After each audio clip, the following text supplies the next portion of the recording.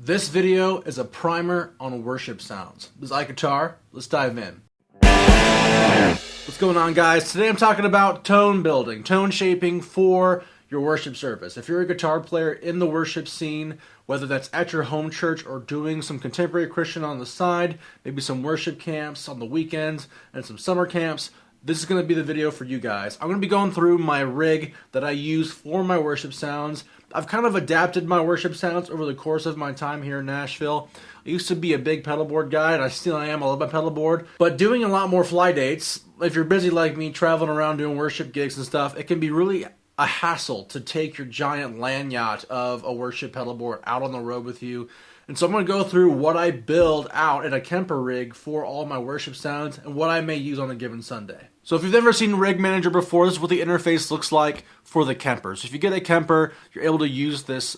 And I'm using the Kemper only because it's the one device that I use most consistently in my rig all the time. You can use whatever effects rig you want. It doesn't need to be Kemper. You can do this for line 6. You can do this with maybe even some Boss equipment. So use the fundamentals that I'm showing you guys and adapt them to your own rig. Every rig is going to sound a little different. Every amp sim will sound a little different. And whether you're using a Kemper, a Line 6, a Pod HD 500, or using a Strymon, Iridium, you're going to be able to get a lot of use out of what I'm going to show you guys today. So when you're building out a rig for worship music, the first thing you have to realize is every guitar is going to make your rig sound a little different. I mean, that makes sense. I'm not trying to be obvious here, but generally for my worship patches on my Kemper, I'm using humbucker bass guitars. So I'm using my Les Pauls, using my ES335, and I will use like an HSH kind of Strat style guitar with a split coil. So if I want Strat sounds, I can get Strat sounds. But for my context, I'm using my guitars in a humbucker-like fashion. So the way I EQ some of my patches will be a little different than maybe you would, right? So when you're building out your rig, pick the two guitars that you're going to be using for your worship set and keep them consistent, right? Now, most Strats sound like within 5% of each other, about the same, right? I'm not saying that to bash anyone's Mexican versus American Fenders, okay? But Strats typically are within a plus or minus 5% margin for tone similarities. Same thing with Gibsons, except for the semi-hollows. They will sound a little bit different compared to a Les Paul solid body, but the ideas are the same here. I'm going to get a lot more warmer sounds with this than I am going to get with the Strat, and so I'm going to EQ accordingly so I can fit in the mix a little bit better for the sound engineer or whatever.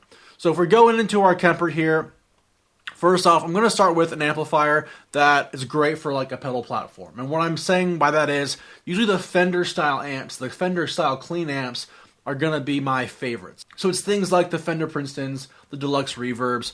Now I'm using a Princeton reverb patch from Michael Britt. It's one of my favorite patches for my Kemper. It's a really great dynamically sounding amplifier modeler that he captured for Kemper. Now Michael Britt's of course the lead guitarist for Lone Star, and he makes a bunch of Kemper profiles, but I'm using a Princeton style. So if you want to use the amp that I'm using, I use Princeton style amps. I like the way they sound, I like the dynamics of a Princeton.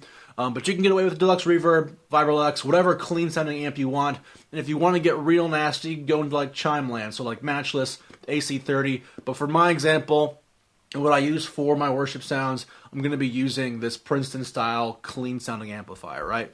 So also all my amps down the line, even though they say crunch, okay, they're all using the Fender Princeton style reverbs. So as far as how I look at my patches, I'm trying to make general patches or profile performances that are going to grab the majority of worship music that I play on a regular basis. Now, there are some songs that require a little extra something, like some like songs like Amazing Grace by Phil Wickham has a chorus in it. So I have to be aware of those things and those popular songs to kind of build a Swiss Army knife of worship profile guitar tones, right? So you'll find that my performances aren't on a by song basis. Like I'm not tweaking, I don't have like 30 different performances with 30 different worship songs I'd play on a set. Usually, it takes a bit more time than I want to invest in my tone. Now, you can go all in and do that, but I think you'll find you'll be a lot happier if you can make a Swiss Army knife of a worship profile to be used with the majority of services, or if you're building out a rig, you're not going to be able to flip and change your delay 5 times in a set just to match the song's delay, right? So you're going to have to be flexible with what you can do with the gear you have. So for me, I'm trying to go with how many great sounds for worship can I get in like 4 or 5 patches that I can switch to throughout the set to make the most of the environment, right? So my first patch, I'm always going to have like a clean verb patch, right? This is not super ethereal. This is pretty dry sounding. I've got just a basic delay. I've got a little chorus for some texture. Okay, I think it's really important that a lot of people think that going clean means it has to be the cleanest sound in the world. Like you're just going straight into an amp or whatever. I typically tend to have a little bit of grit and a little bit of drive and a little bit of chorus in my clean sounds. It adds a lot of texture, it adds some harmonics, some overtones. It really makes things sound good to me. And I'm going to play that for you here so you can get a feel for what my clean tone sounds like.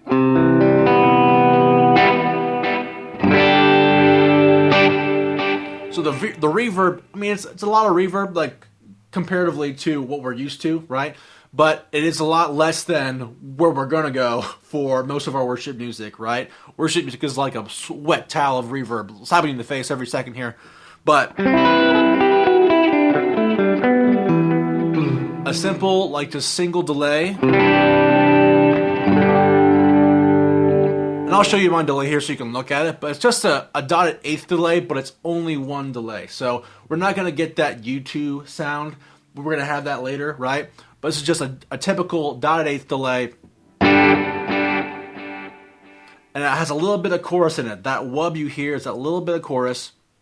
And it's just going to add some texture, right? I'm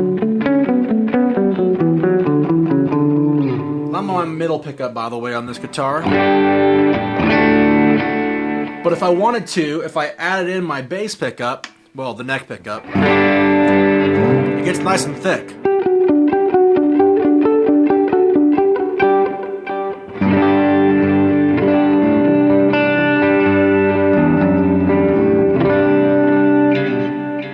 So you can really hear that chorus, right? That's not just something that's there, okay? There's you can hear a little bit of the wobble that the chorus brings, and I like that sound. That may not be for everybody, but I found that when I'm playing music for a service, I think that wub adds a little bit of texture, the little wobble, that chorusy sound. I think it adds a lot to my sound. And I've got, of course, a noise gate. Now, I don't need that noise gate, but a noise gate is there if I increase my drive, right? And then I've got a typical it's the Kemper drive, but it's essentially like a transparent overdrive like sound, right?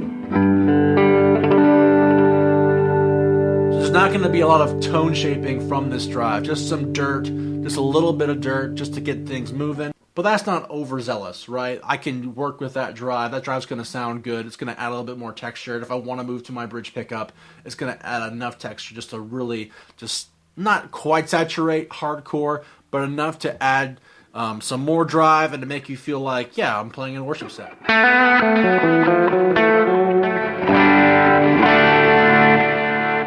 Just enough is key, just enough. So my whale sounds are my next patch in my chain that I use a lot. I actually use the whale sounds quite a bit. It's a great swelling sound. It's a great, like, the intermediary periods between prayer and the next song kind of a sound.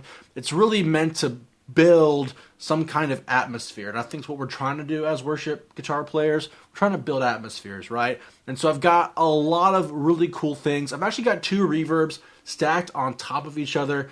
I've got a cloud-like reverb into a natural reverb, so it gets some really big sounds. You can hear that reverb continue, right? That's a long reverb. Now, a lot of us don't have the option of having 2 reverbs stacked on top.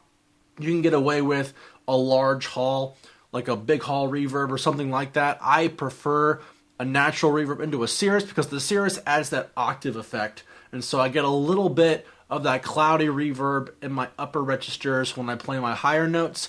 And then, of course, I still have my vintage chorus right here. And the big change was going to be from this one, from the last one, is going to be the way my delay sounds. My delay is like this. It's like a dot 8 stack delay, a very U2 style delay. Depending on my tap tempo, I can get that classic U2 sound with my little strum patterns here. But the idea is I'm trying to build a soundscape. So that reverb stacked with those two reverbs really add a ton. And you can notice that I didn't change anything on the drives. Like I've got that noise gate still, I've got the Kemper drive, and I've got that compressor. That's all there. And like I said, you can remove that noise gate if you feel like it's squelching your tone. I love a good noise gate when I'm going into high gain. Sometimes you will want that just if your guitar has like hum inherent in the system. A lot of stages I find I'm surrounded by incandescent light bulbs because we're fancy worship people and we need to have that ambiance, but that just does havoc on like classic pickups. And so I don't always buck the hum I want, so I need to have a little bit of a noise gate, but thankfully the reverb makes up for my lack of dynamics when the noise gate chokes me out.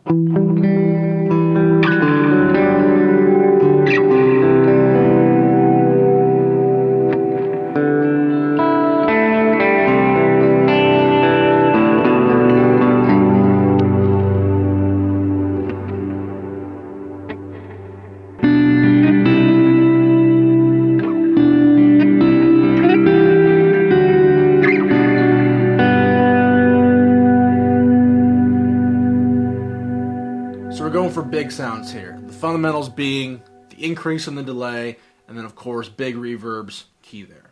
Alright, sometimes you're going to need to have really big drive sounds. You're going to have a really nice drive, and you're going to have it scream a little bit. So I've got this drive sound. I'm a big fan of having your overdrives kind of color each other, right? So I've got two different Kemper drives at different levels of gain. You could use something like, a double barrel by JHS that has an 808 circuit and the transparent drive circuit in it. But really, I'm stacking these drives because Kemper doesn't have the best drives in the world, but I'm stacking the good ones to get that really great, like, high gain sound, but I'm not at, like, distortion level of gain, right? I'm at some good lead tones, right? Now, the key here for me is this graphic equalizer. I think it's important that everyone who's going high gain has a graphic equalizer of some kind on their board. Boss and Electro Harmonics make some really cool equalizers for your pedal board. I love the graphic EQ on the Kemper because I can cut out what I don't want. And you can see I've got a lot of this low end kind of cut out, and I've got a little boost in the high end and a little cut at 640. Really simple stuff, and I'm really trying to add in enough of the sounds of my drive without getting it too wubby in the mix, right? And then the reverb's going to add wub either way because it's the nature of reverb, right? So hopefully this thing will sound pretty good to you guys. I'm in my bridge position pickup, by the way.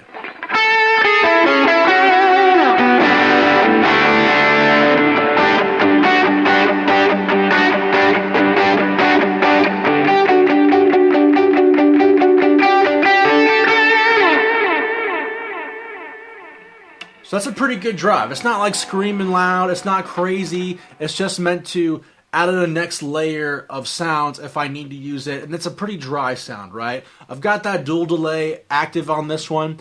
I like the dual delay. It adds a little bit more texture for me for that drive sound. But outside of that, it's really all there is. Two extra drives layered on top of each other with a graphics EQ, and I'm using a dual delay and a natural reverb to add in some of that nuance. Alright, my last preset that I use for worship music regularly is the Stage 3 Wail. And I call it the Stage 3 Wail because this is like a Stage 3 drive. This is like super drive, like I'm talking like cape and everything, super drive. I've got a mouse, like it's a rat style distortion, which is really like, whoo, like that's a rat, okay? I've got a Kemper drive kind of making my EQ adjustments for me, right? That Kemper drive is going to temper down the mouse a little bit, and it's going to give me a really great tight distortion sound. And then, of course, I've got my really big reverbs from my other Wail patch here. So the big Cirrus, the natural reverb, and that rhythm delay, and of course that chorus being there, right? But this is going to be a really, really big sound.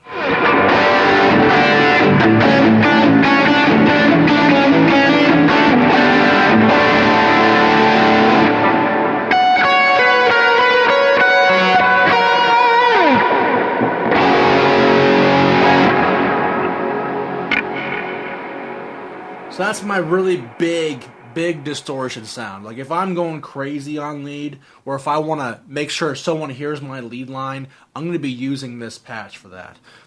Once again, a little bit of chorus on there just to add a little bit more texture to it. And this is a really cool patch I like a lot. Now, this may go against the grain for a lot of people because it is a lot. It's big reverbs, big distortions, big chorus sound. Like it's meant to emulate that 80s guitar shred sound, okay, that you love from like Bryan Adams and all those guys, right? This is the summer of '69 guitar sound I'm trying to go for here, but it's meant to be big, meant to cut through the mix, meant to feel warm and buttery. You didn't feel like you were being shredded to death on this guitar. There was still a lot of body to the sound, and that's what I'm going for here. I'm not trying to give you that crazy, squealy, pierce your ears to death sound. I want this to be a layer that adds body to the song we're playing, and it's a really cool drive that's going to really move people. That's what I'm going for here, and that's my last patch for my worship set. So that is my patch, my worship set. For my Kemper, hopefully some fundamentals here. I'm going to help you guys as you build out your rigs for your worship set. The keys to me for a great worship rig are going to be your reverbs, it's going to be delays, and how good your drive is, right? Those are the things that I would really focus on when going for a basic worship gig style patch for anything. For Line 6, for Pod, for Kemper, even on your pedal rig. These things are going to help you make a great worship sound and up your game when it comes to worship music. Guys, I hope you enjoyed this video. If you liked it, please consider subscribing. I make videos all the time. Guys, if you have any questions about how I make worship sounds and how I pick out amps or guitars or anything related to this genre of music, I'm always down to help you figure it out. So hit me up on Instagram, DM me, or get me on the comments below. Happy to answer your questions. Hopefully this helps you guys out a lot. Have a good day, guys, and we'll see you next time on IkeGuitar.